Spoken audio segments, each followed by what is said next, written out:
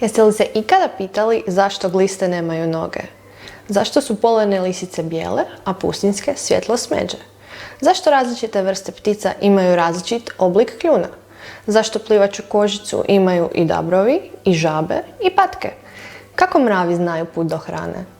Odgovor leži u tome što je svaki od spomenutih organizama prilagođen uvjetima života koji prevladavaju na staništu u kojem živi.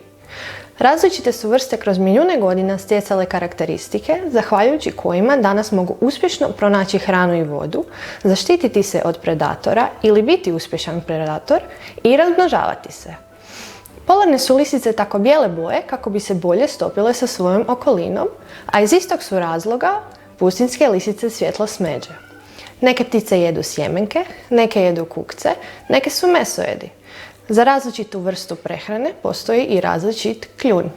Više o prilagodbama i njihovoj važnosti saznat ćete u nastavku ove lekcije.